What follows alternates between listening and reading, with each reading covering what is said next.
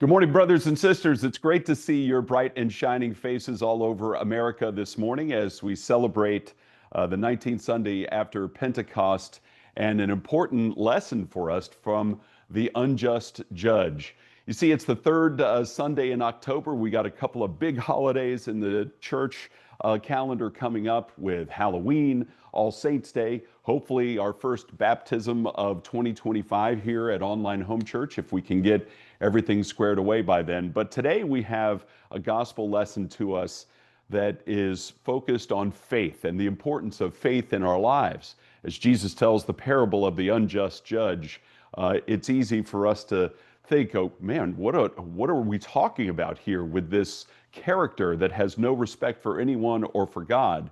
And yet Jesus tells us this perfectly in line for these coming events in the liturgical calendar for us to focus on.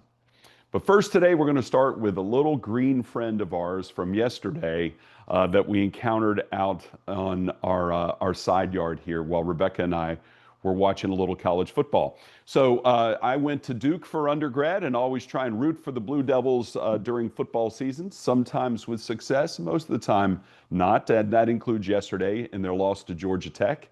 As I look around, I think we see a few Georgia Tech fans in our congregation this morning.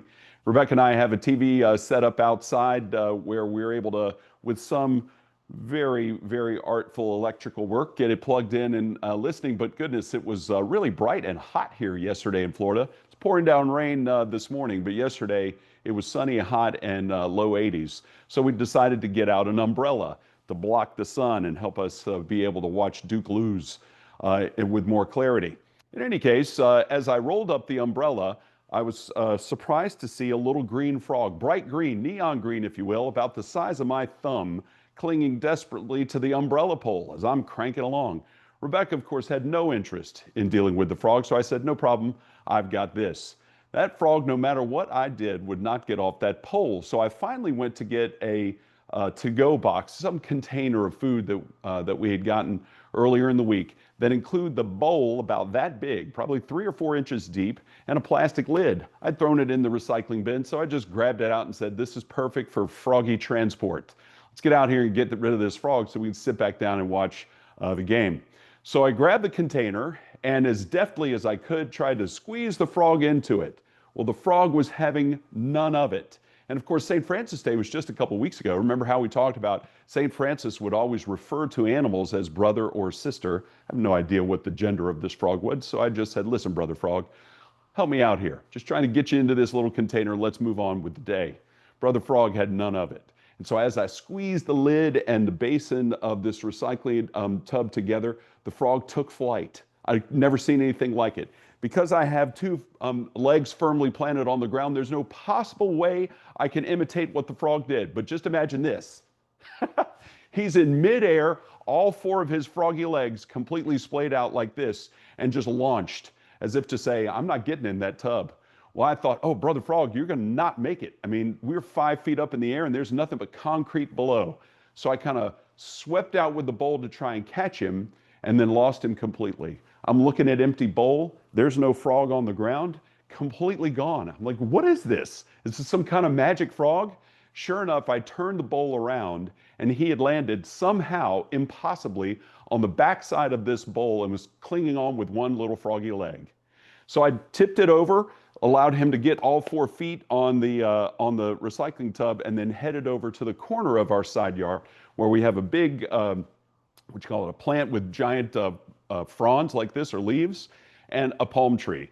And I said, well, I know what this brother frog's going to choose, but I just left the bowl there about, I don't know, a foot from either.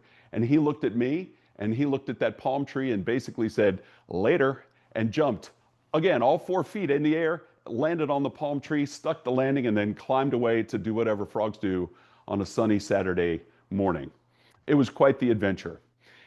And a lesson for us. You're probably thinking, what on earth does this leaping frog have to do with our gospel lesson today? Well, let me tell you, if you go back and look at the very first line of Luke's gospel this morning, it's all about the unjust judge, this judge who literally grants the wishes of the woman and gives her justice against her opponent just so he'll quit bugging her. But what's the key to this verse today, everybody, is in the very first line that Luke gives us in our lesson. And that is, Jesus tells the disciples a story to encourage them to continue to pray and not lose faith. Jesus tells them a story to continue to encourage and not lose faith.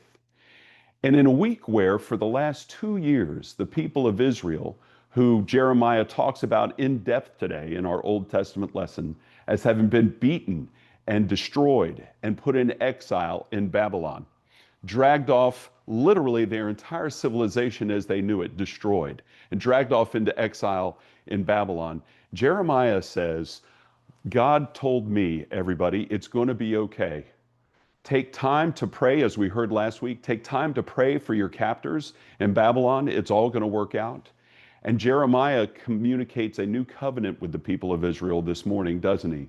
I love the way George read it. It's a beautiful line, and one that you've seen probably in plaques and artwork, stained glass windows, all throughout the history of Christendom. I have a new covenant with my people, where they're not going to worry about teaching each other one way or another. They're all going to know me, and I will be their God because I will write it on their hearts. It's written on their hearts. And so as Jeremiah is communicating this message, this new covenant with the people of Israel, literally 500 years before Jesus walked the earth, we can't help but think of that this week as the living hostages were returned by Hamas to the people of Israel. There are only 20 of them. But don't you know, those 20 people were so delighted to be home. Yes, they had to be hospitalized. Yes, the re-entry into civilization will be difficult, but they're so glad, so thrilled, so joyful to be alive and return to their people of Israel that they are, I'm sure, as thrilled as anyone could be, including the woman who is in our gospel lesson today about wanting justice from the unjust judge. They're thrilled to be alive.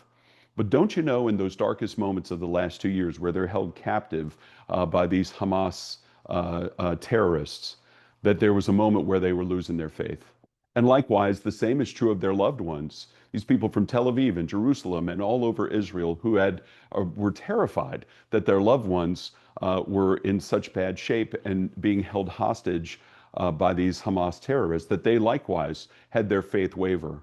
So that's the reason Jesus tells us this story this morning, is that to continually pray and continue to ask God for whatever it is that's on our mind, whether it's returning home and after being held captive, or having your loved one returned home to you after they were being held captive. Either way, it's the two different prayers, two different roles, but ultimately the same result that occurred for these 20 people today or this week. It's also interesting as I talk about this, those 20 hostages that were returned were not the only ones. There were 20 others who I read earlier in the week were also returned, but they were no longer living. God answers our prayers in only the way that He can understand. And that's why at the end of our service every Sunday, I ask God to bless us and bless us with the peace of God, which passes all understanding. We don't know what God has in mind for each of us. We don't know what God has in mind for our fate or our destiny. We get occasional glimpse of it throughout our life and we say, oh, this must be part of God's plan. And for sure it is. But to have the faith that God knows what is best for us and how this will work into His almighty plan is one that Christians and Jews have challenged themselves over the millennia about. And so it was a blessing that these 20 hostages who were no longer living were likewise returned to their families. I read an article this morning, in fact, I think it was released a little less than an hour ago, that one of the family members of a hostage who was returned to her dead said, "At least our father is finally home." And what a beautiful way to put it. What a beautiful way to put it. But the point of that story is that her prayer was granted, that at least her loved one was returned home to her after this dramatic and terrifying episode over the last couple of years. So what does it all mean for us sitting here in the third week of October of 2025? Well, I like to think about that little frog. You know, when you think about the leap that he took, he said, I'm going to take flight. And I'm going to do the best thing I can do because I know it's the right thing for me. There was probably no motive of faith here for this little frog, but it is analogous for us as we think about the leaps of faith that we need to make. Sometimes you just have to let go and jump. Literally a leap of faith, just like this little frog did. And imagine him completely splayed out in midair. That's how sometimes we are, and that's how sometimes we feel. And yet, what Jesus tells us today in our gospel lesson is it's okay. You have to recognize sometimes you are going to take a leap of faith. But through continuous prayer, devotion to the Lord, and our love for Him is written on our hearts, we know that however we're going to land safely.